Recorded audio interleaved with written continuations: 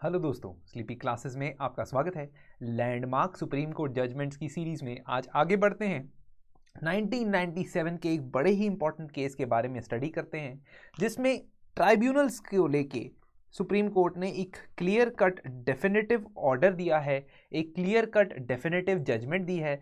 और ट्राइब्यूनल्स को लेते हुए हम ये समझ सकते हैं कि उनकी अंडरस्टैंडिंग वो कैसे काम करने चाहिए, कैसे नहीं, उसकी फंक्शनिंग को लेके जो बात कही गई है यहाँ सुप्रीम कोर्ट के द्वारा, वो मेंस और प्रीलिम्स पर्सपेक्टिव से बहुत ज़्यादा इंपॉर्टेंट हो जाती है। बैकग्राउंड की इंफॉर्मेशन हमारे लिए जानना बहुत ज़्यादा ज़रूरी है। सबसे पहले हम देखते हैं कि ट्राइब्यूनल्स होते क्या हैं। Basically tribunals are suppose to be quasi judicial authorities. जो हमारा रेगुलर जुडिशियल सिस्टम है, जो हमारा कन्वेंशनल जुडिशियल सिस्टम है, उसके अंदर हम हिरार्की देखते हैं, जिसमें सुप्रीम कोर्ट सबसे टॉप पे है, high courts of the states उसके नेक्स्ट लेवल पे है, और डिस्ट्रिक्ट कोर्ट्स उसके नेक्स्ट लेवल पे, उसके नीचे सबऑर्डिनेट कोर्ट्स। तो ये जो हमारा जुडिशियल सिस्टम है, कॉन्स्टिट्यूशनली मैंडेटेड सिस्टम है, जो इसका हर एक कंपोनेंट कॉन्स्टिट्यूशन के अंदर लिखा गया है और ये बताया गया है कि कौन से कोर्ट की क्या ड्यूटीज रिस्पॉन्सिबिलिटीज होगी। लेकिन बिकॉज इन कोर्ट्स के अंदर बहुत सारे केसेस की पेंडेंसी रहती है, बहुत सारे केसेस में से जो केसेस पब्लिक सर्वेंट्स या पब्लिक सर्विसेज से रिलेटेड, एडमिनिस्ट्रेशन से रिलेटेड ग्रीवेंसेस रहती हैं, वो एक बहुत बड़ा मेजर रोल प्ले कर रही थी पेंडेंसी के अंदर।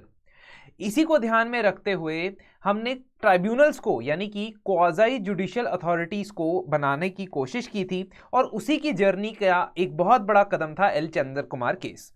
तो सबसे पहले 1958 में आज़ादी के बाद लॉ कमीशन ऑफ इंडिया ने अपनी रिपोर्ट सबमिट की, जिसमें उन्होंने ये कहा कि एक आपको ट्राइब्यूनल बना लेना चाहिए ताकि एडमिनिस्ट्रेटिव केसेस मतलब कि मान लीजिए किसी ऑफिसर को आपने डिसमिस कर दिया है, तो उसके अगेंस्ट अपील करने के लिए वो कोर्ट जा रहा है, या उसकी वेतन या सैलरी में कुछ आपने डिस्क्रिपेंसी की है, उसके अगेंस्ट अपील करने के लिए वो कोर्ट जा रहा है।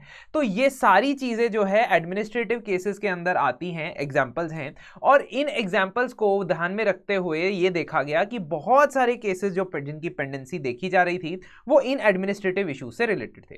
इसीलिए 1958 के लॉ कमीशन ने रिकमेंडेशन दिया कि आप ट्राइब्यूनल बनाने के बाद उनमें एडमिनिस्ट्रेटिव और जुडिशियल दोनों मेंबर्स को रखें, यानी कि क्वालिफाइड जजेस को भी रखें और एडमिनिस्ट्रेटिव सिविल सर्वेंट्स को भी रखें, और ये मैटर्स डिसाइड करेंगे सर्विस रिलेटेड जो भी डिस्प्यूट्स होते हैं।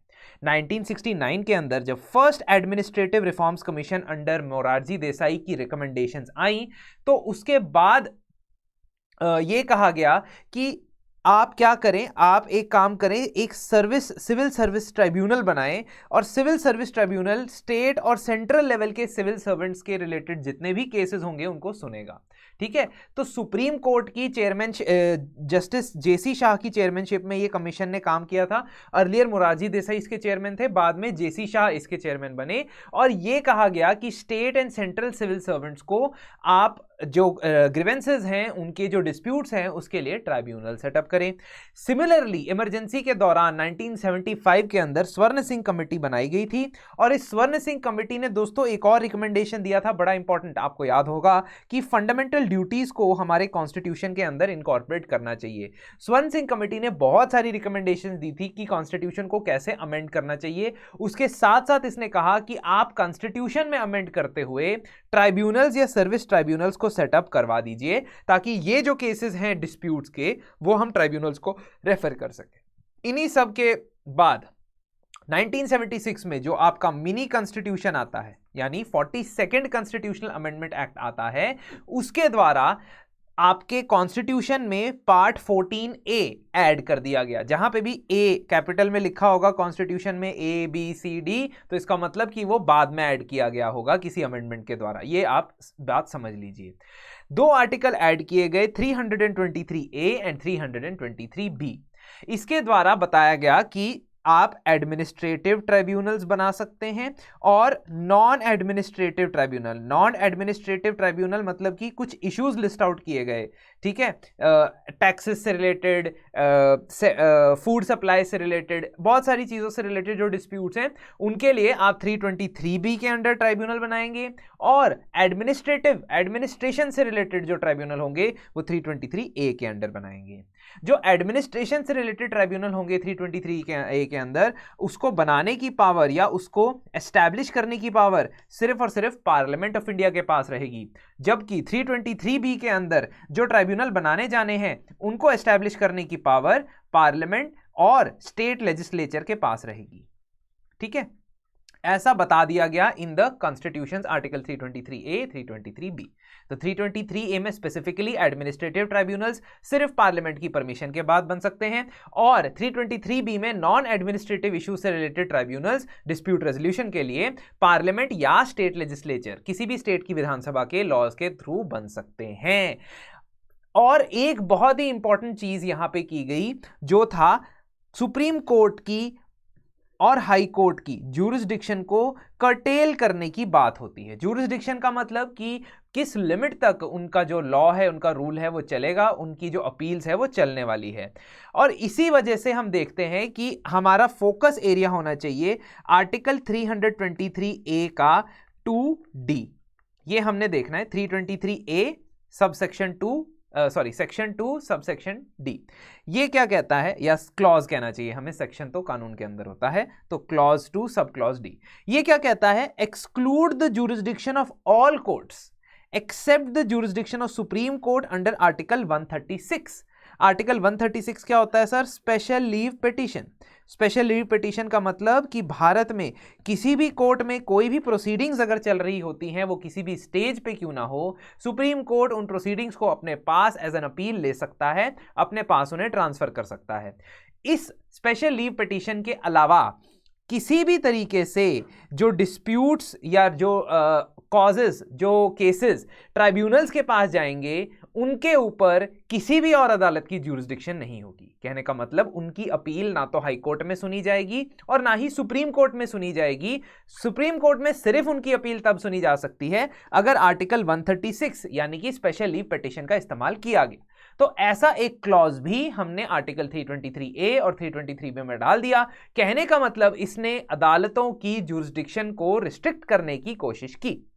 इसी कानून को इस्तेमाल करते या इसी अमेंडमेंट का इस्तेमाल करते हुए पार्लियामेंट ने, क्योंकि कहा गया था ना कि एडमिनिस्ट्रेटिव ट्राइब्यूनल बनाने के लिए पार्लियामेंट लॉ पास करे, तो 1985 में पार्लियामेंट ने एक लॉ पास किया जिसका नाम था एडमिनिस्ट्रेटिव ट्राइब्यूनल एक्ट, जिसके थ्रू सेंट्रल एडमिनिस्ट्रेटिव ट्राइब्यूनल बनाया गया और इसी के साथ साथ स्टेट एडमिनिस्ट्रेटिव ट्राइब्यूनल्स भी बनाए गए अलग अलग स्टेट्स के अंदर। वाई? बिकॉज ये पावर सिर्फ पार्लियामेंट के पास थी।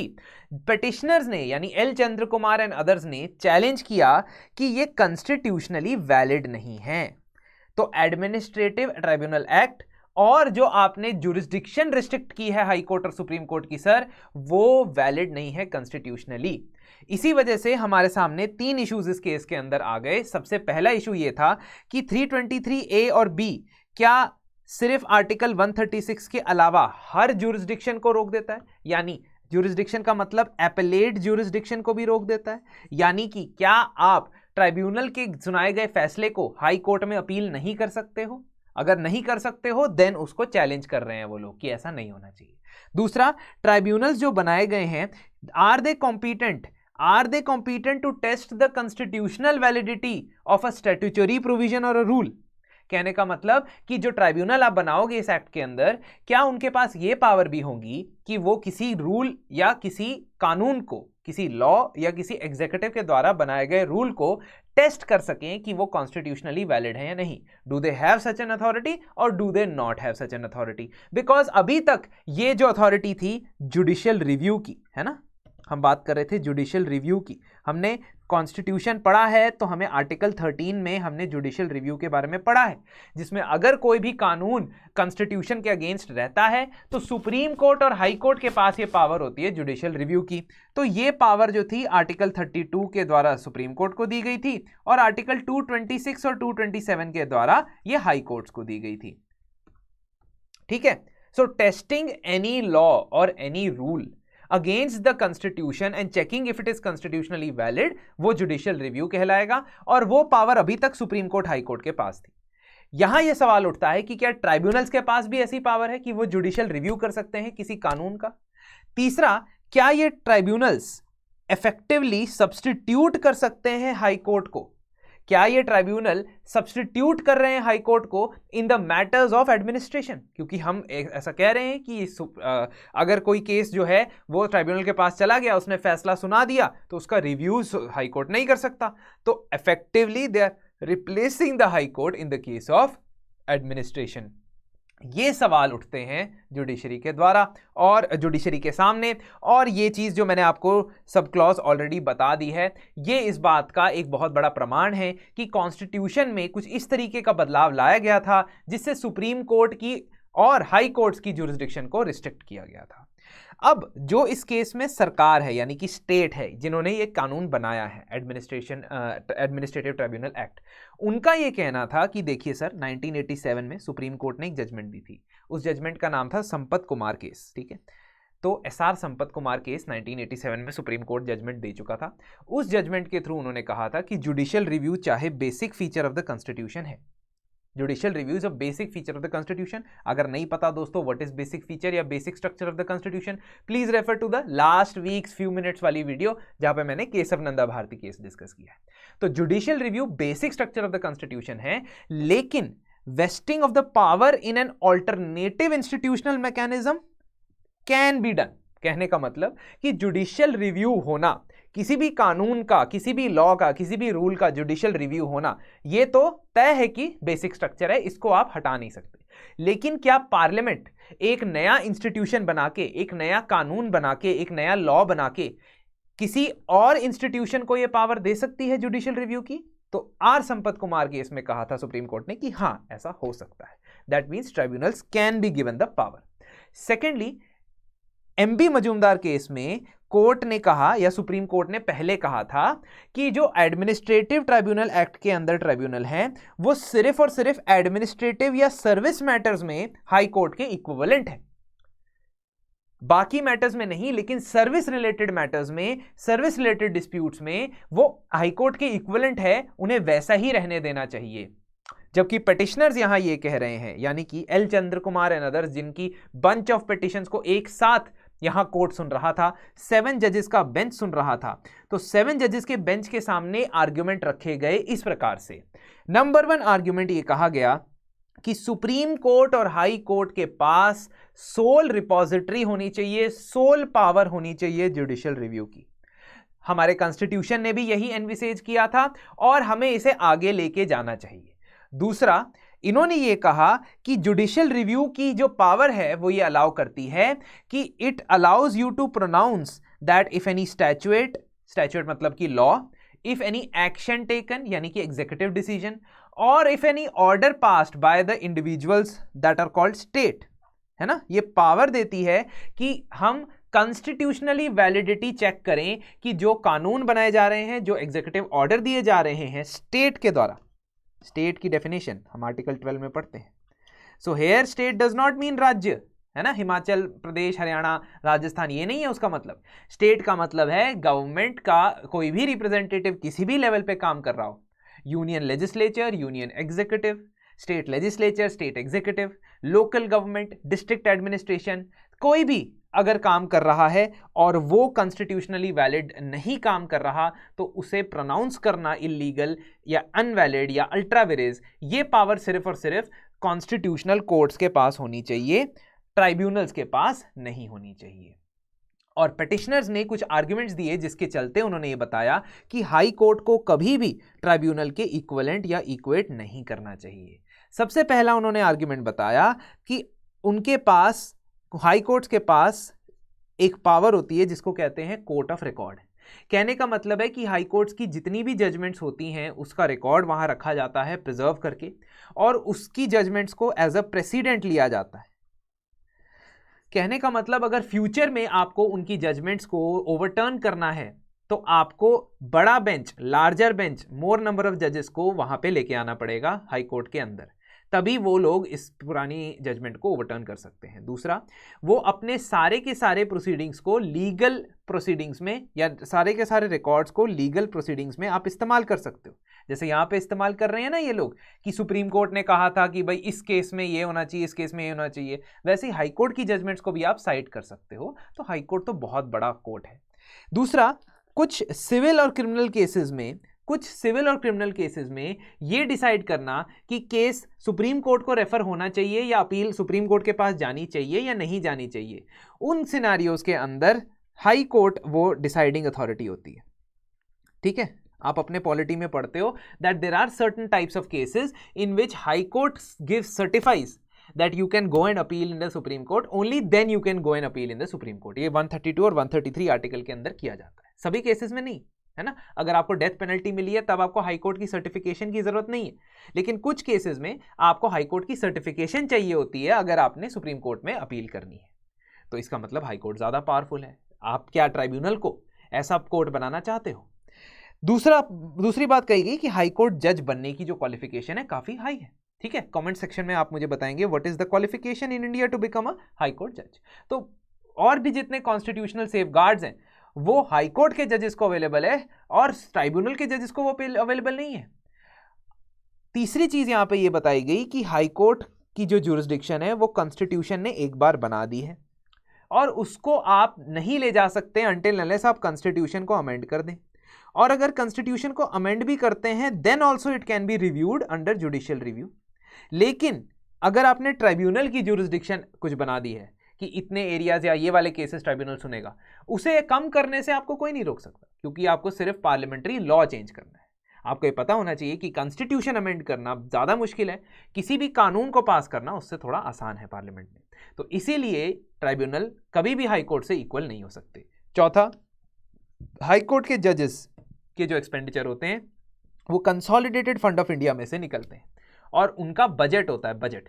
तो during the budget that expenditure is charged expenditure.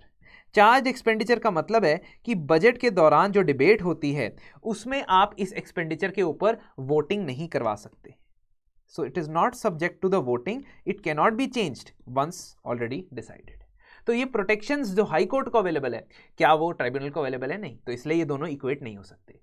पांचवा पॉइंट उन्होंने रखा कि high court have the power to issue writ under article 226। तो हम ये देखते हैं फंडामेंटल राइट्स जब हम पढ़ते हैं तो हम देखते हैं कि हमारे देश में सुप्रीम कोर्ट और हाई कोर्ट के पास रिट इशू करने की पावर होती है। हाई कोर्ट के पास आर्टिकल 226 के अंडर और सुप्रीम कोर्ट के पास आर्टिकल 32 के अंदर। क्या ये पावर ट्राइब्यूनल्स के पास होती है? नहीं।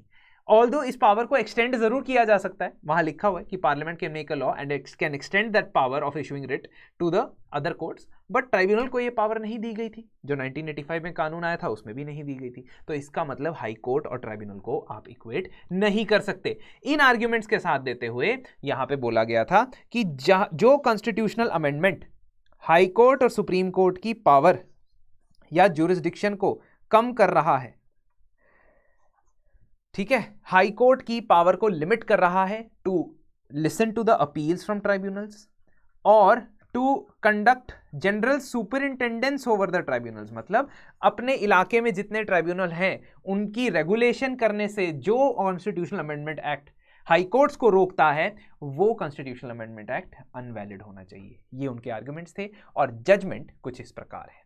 एल चंद्र कुमार केस में सुप्रीम कोर्ट के 7 जज बेंच ने कहा कि क्लॉज 2D और क्लॉज 3D अनकॉन्स्टिट्यूशनल है।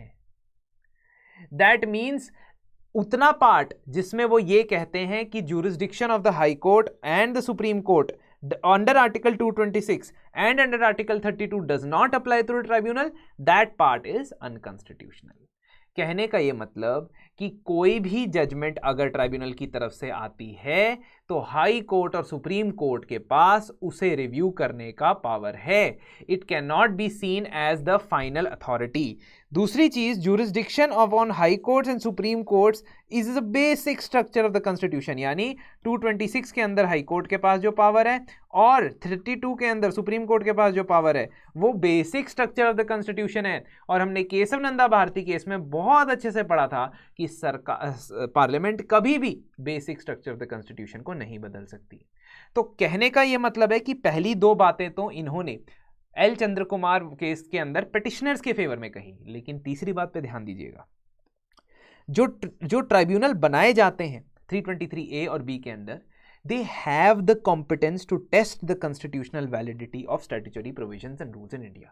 That means जो ये आर्ग्यूमेंट रखा गया था कि ये पावर सिर्फ सुप्रीम कोर्ट और हाई कोर्ट के पास होनी चाहिए, कि कोई लॉ अगर बना है, कोई कानून अगर बना है, कोई रूल बना है, वो कॉन्स्टिट्यूशनल है या नहीं है, ये चेक करने की पावर क्या सिर्फ सुप्रीम कोर्ट और हाई कोर्ट के पास रिस्ट्रिक्टेड है? नहीं। एल चंद्र कुमार केस कहता है कि ट्राइब्यूनल्स के पास भी ये पावर है, ट्राइब्यूनल के पास भी ये पावर है। अपनी अपनी ज्यूरिसडिक्शन में वो ये चेक कर सकते हैं कि कोई पर्टिकुलर कानून, कोई पर्टिकुलर ऑर्डर, कोई पर्टिकुलर डायरेक्शन अनकॉन्स्टिट्यूशनल है या नहीं है, और उसे कॉन्स्टिट्यूशनली इनवैलिड ठहरा सकते हैं। ऑफ कोर्स उनकी अपील जो है वो हाई कोर्ट पे जा सकती है, and that is the most important point and judgement point of, that is the last point, कि all decisions of these tribunals, चाहे वो पार्लियामेंट के बनाए गए हों या स्टेट के बनाए गए हों, all decisions of these tribunals will be subject to scrutiny before a division bench of high court. Division bench का मतलब होता है दो जजेस जहां पे बैठते हैं, है ना, दो जजेस का बेंच डिवीजन बेंच है।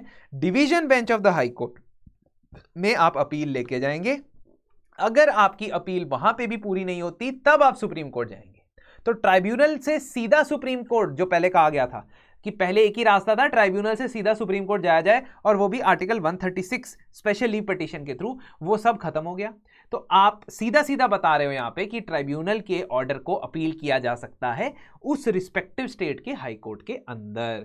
तो that is the way you have to go. Tribunals judgement can be appealed in the high court and then it can be further appealed in the supreme court. ये tribunals के बारे में बताया गया। दोस्तों, tribunals के बारे में रीसेंट टाइम्स में बहुत डिस्कशंस हुआ है। 2019 में सुप्रीम कोर्ट की एक जजमेंट आई थी, 2021 में भी सुप्रीम कोर्ट की एक जजमेंट आई थी, जिसके बाद ट्राइब्यूनल्स को चेंज करने के लिए, ट्राइब्यूनल्स के जो है कंडीशंस को चेंज करने के लिए एक ऑर्डिनेंस और एक एक्ट आया था। ये सारी चीज़ें भी हम डिस्कस कर सकते हैं। अगर आप चाहते हो कि मैं इसके ऊपर भी एक वीडियो बनाऊं डिस्कस करते हुए, तो प्लीज़ मुझे कमेंट सेक्शन में बताएं, where we'll discuss the latest developments in this field. Because काफ़ी बार ये सवाल जो है 2-2, 3-3 साल के गैप में हमारे मेंस के अंदर पूछा जाता है और प्रीलिम्स में भी इसके ऊपर सवाल बनने की संभावना है। तो आई रियली होप आपको ये लेक्चर जो है पसंद आया होगा, और साथ ही साथ आप हमारे प्रीलिम्स क्रैश कोर्स के अंदर एनरोल करवा सकते हैं, जहाँ पे daily live classes, static plus current affairs के कंसेप्ट्स, पर्सनल 1:1 मेंटोरशिप,